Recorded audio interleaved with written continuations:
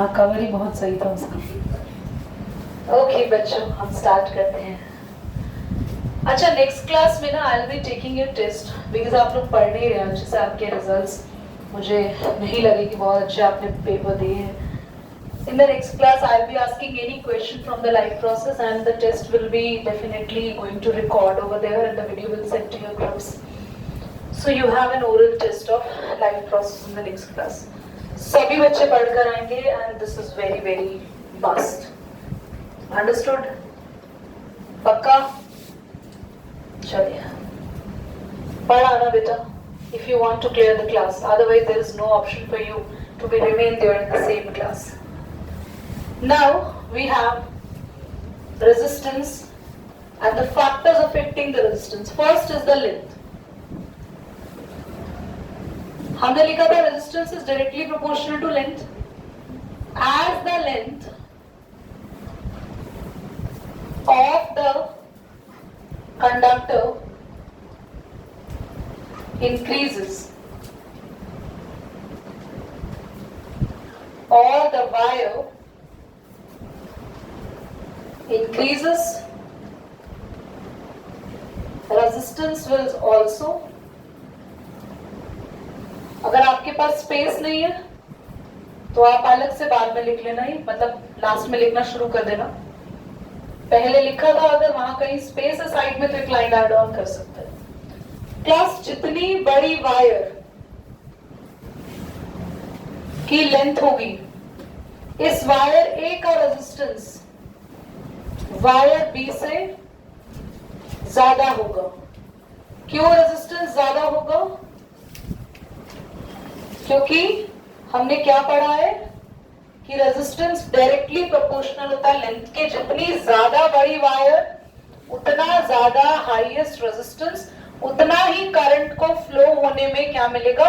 ऑब्स्ट्रकल मिलेगा, रुकावट मिलेगी. समझ में आ रही है बात? Second, area of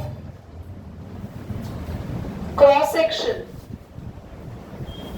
Resistance is, ये कैसा रिलेशन है? इनवर्सली प्रोपोर्शनल रिलेशन है बच्चों. As we increase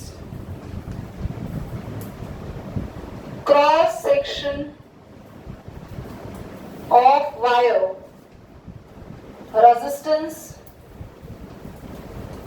decreases. बेटा अगर मैं कभी ऐसे लिखूं ना, एरो का साउंड साइन नीचे और यस, दैट मींस वो डिक्रीजेस को इंडिकेट कर रहा है. ध्यान से सुनेंगे. अगर इसके वाली बनाना है, अगर एक वायर है जो कि कुछ ऐसी है, मोटी है, तो एक वायर है और एक वायर है पतली. आप खुद बताओ किस वायर के अंदर करंट को पास होने में प्रॉब्लम होगी? हाँ, ए वायर और बी वायर. जल्दी बोलो. बहुत बढ़िया. आप साइकिल लेके निकल रहे हो और एक बहुत ही बड़ा चौड़ा रोड है और एक बहुत पतली सी गली है. किस केस में आप इजीली साइकिल चला पाएंगे? ब्रॉड रोड और नैरो रोड. तो रेजिस्टेंस के साथ क्या दिक्कत होगी तुम्हें? एक केस में करंट आसानी से निकल जाएगा क्योंकि वायर काफी ब्रॉड है. बी के केस में करंट को निकलने में प्रॉब्लम होगी, टाइम लगेगा, यानी कि बी का रेजिस्टेंस ज्यादा है कंपैरिजन टू ए. समझ में आया? विच वायर हैज मोर रेजिस्टेंस? क्योंकि बी का area of cross section, area of cross section मतलब ये एरिया कि ये वायर की थिकनेस, मोटाई कितनी है, इसे कहते हैं एरिया ऑफ क्रॉस सेक्शन. ये बी का कम है, तो जितना कम एरिया जितना कम होगा, रेजिस्टेंस उतना ही. और अगर एरिया जितना बढ़ गया तो रेजिस्टेंस उतना, एरिया के साथ इनवर्सली रिलेशनशिप चलता है. Is that clear? आगे आते हैं. Third is temperature. बहुत इंपॉर्टेंट है, बहुत ध्यान से सुनना. इसको दोबारा से नोट कर लेना, कोई प्रॉब्लम नहीं है सब कुछ. As you increases the temperature, होता क्या है? ध्यान से सुनना. ये एक वायर है जिसमें आराम से करंट हमारा फ्लो कर रहा था, इलेक्ट्रॉन हमारे आराम से फ्लो कर रहे थे, कोई प्रॉब्लम नहीं आ रही थी. अब इसी वायर के अंदर ये था 25 डिग्री सेल्सियस और ये हो गया 60 डिग्री सेल्सियस। हमने टेम्परेचर बढ़ा दिया तो क्या होगा, ये जो वायर है उसमें इलेक्ट्रॉन की डायरेक्शन इधर उधर हो जाएगी, मतलब इलेक्ट्रॉन नॉन डायरेक्शनल मूवमेंट करने लगेंगे।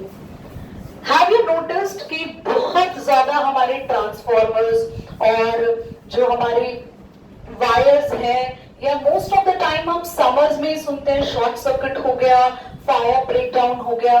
Why we usually listen these kind of things in the summers but not in the winters, that the fire breakdown and the electricity shortcut or the transformer is going to be broken down? It is just because of the heat. Because as the temperature rises during the summer, what happens? The movement of electrons in the wire get disturbed. Electrons are not moving in the same direction, but they are actually moving in the random directions. So as the electrons moving randomly in different directions, so current will not going to move smooth in a wire. So hence the current will not going to move smooth in a wire. What will happen? The current will not move, then resistance will be high. Current अगर आसानी से travel नहीं करेगा तो क्या होगा, wire का resistance बढ़ जाएगा, और whenever the resistance increases, current अगर कहीं रुकता है तो वहां पे वायर में स्टार्ट होता है हीटिंग, वायर गर्म होने लगती है और गर्म होके हो जाता है वहां पे short circuit. Is it clear? बहुत बार आपने घर में भी नोटिस किया है कि गर्मियों के दिनों में हमारे जो मोबाइल है वो भी हीटअप होने लगते हैं, चार्जिंग करते हुए हीटअप हो जाता है। ये सारी चीजें गर्मियों में ही इसलिए कॉमन है क्योंकि विंटर्स में हमारे टेम्परेचर ऑलरेडी डाउन है तो हमारे करंट की मूवमेंट में डिस्टर्बेंस नहीं आती। But in the summers temperature बढ़ते ही हमारे वायर में इलेक्ट्रॉन्स की मूवमेंट डिस्टर्ब हो जाती है। इलेक्ट्रॉन की मूवमेंट डिस्टर्ब क्यों हो रही है, मतलब प्रॉब्लम कहां आ रही है? बिकॉज जैसे ही टेम्परेचर बढ़ता है आपके जो इलेक्ट्रॉन्स है वो हाईली एक्साइट हो जाते हैं।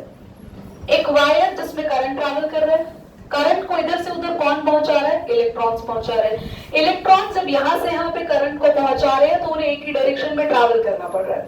समर आते ही, टेम्परेचर बढ़ते ही क्या होता है, हमारे आसपास हमारे नेचर में टेम्परेचर हाई यानी कि हाई एनर्जी, और हाई एनर्जी की वजह से हमारे इलेक्ट्रॉन्स की एनर्जी भी बढ़ जाती है। तो इलेक्ट्रॉन एक डायरेक्शन में ना जाके इधर उधर डायरेक्शन में आ जाते हैं। आप बताओ ना, जब पिकनिक के लिए यस सुनते हो अपने पेरेंट्स से या कहीं से भी आपको कुछ एनर्जी वाली इंफॉर्मेशन मिलती है, सो विल यू सिट और stand at a particular place और यू जस्ट स्टार्ट हुपिंग? या तो आप भी तो कूदने लगते हैं, आप भी तो इधर उधर मूव करने लगते हैं। तो ऐसे ही इलेक्ट्रॉन्स के साथ एनर्जी मिलती है, इधर उधर मूव करने लगते हैं, और जैसे ही इधर उधर मूव करते हैं तो उसी टाइम पर हमारा जो करंट है वो एक जगह से दूसरी जगह एक स्टेडी फ्लो में ट्रैवल नहीं कर पाता, और अगर करंट ट्रैवल नहीं कर पाएगा, करंट रुकेगा, तो वहीं पे जनरेट होगा रेजिस्टेंस, और रेजिस्टेंस की वजह से वायर हो जाएगी हीटर। और हमने क्या पढ़ा, जैसे ही टेम्परेचर बढ़ेगा रेजिस्टेंस ऑटोमेटिकली इंक्रीज होगा, टेम्परेचर कम रेजिस्टेंस भी कम। Is that clear? Now next पर आते हैं। ये क्लियर हो गया? Lower resistance and this is higher resistance. किस वजह से? Due to high temperature electrons got excited as their energy increases and their movement will be scattered or disturbed। समझ में आया बेटा? लास्ट में वो पॉइंट जो था वो है material. The fourth point is material. Class in that I will make you write down from the book, but समझा रही मैं आपको। Material, you know what, the wire material is definitely very much important for resistance. Have you ever heard from your parents or any electrician that this is the copper wire or not? Is this the pure copper wire? क्या इसमें pure copper की wiring हो रखी है या ये aluminium based wire तो नहीं है?